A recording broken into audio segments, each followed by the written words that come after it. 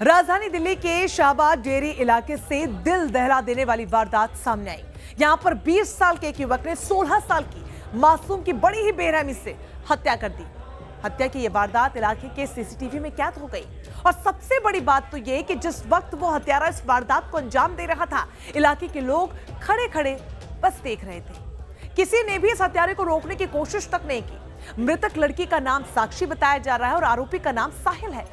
CCTV में दर्ज तारीख और समय के मुताबिक ये वारदात 28 मई रविवार रात 8:45 बजे की है। वीडियो में पहले साहिल साक्षी पर चाकुओं से वार करता है। साहिल ताबड़तोड़ वार करता रहता है और काफी देर बाद जब साक्षी उसके हमले से लहूलुहान होकर गिर पड़ती है, तब भी दरअंदाज साहिल उसे छोड़ता नहीं है। वो पास ही से एक बड़ा सा पत्थर लेकर आता है और उससे साक्षी को कुचल डालता है। साहिल कई बार पत्थर उठाकर उसे साक्षी पर मारता नजर आ रहा है।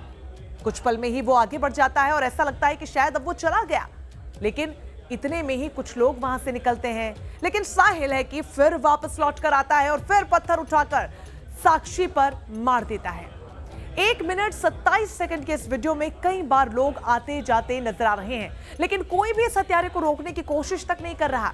चलिए अब आपको बताते हैं कि कौन है साहिल और उसने ये सब आखिरकार क्यों किया।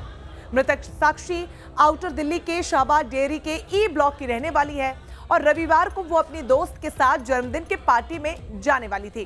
साक्षी उसी दोस्त को बुलाने के लिए उसके घर पर पहुंची थी। वो घर के बाहर खड़ी होकर इंतजार कर रही थी कि तभी साहिल वहां पर आया। दिल्ली आउटर नॉर्थ के डीसीपी राजा बांटिया ने मीडिया को यह बताया है कि साहिल और साक्षी पहले से एक दूसरे को जानते थे। घटनास्थल पर उनकी किसी बात को लेकर लड़ाई हो गई। साहिल ने फिर चाकू निकाला और साक्षी पर धावा बोल दिया। 20 साल का साहिल पेशे से एक मैकेनिक है। साहिल के पिता सरफराज, पुलिस ने उन्हें भी हिरासत में ले लिया है।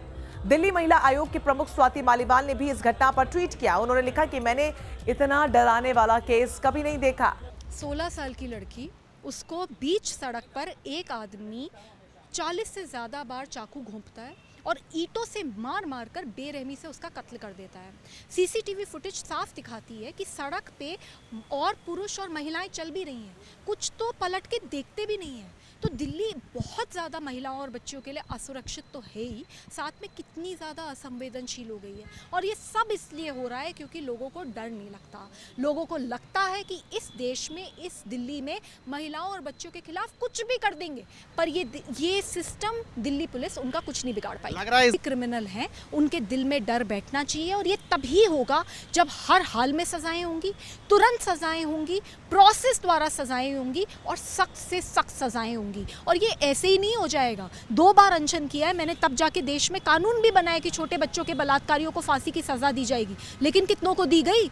जब तक एक सिस्टम नहीं बनाया जाएगा सरकार द्वारा, तब तक कुछ बदलाव नहीं होगा। मेरी केंद्र सरकार से अपील है, कितनी और बेटियां मरेंगी तब जाके हम जागेंगे। हमें तुरंत एक मीटिंग करने की जरूरत है। दिल्ली सरकार और केंद्र सरकार की मीटिंग होने की जरूरत है।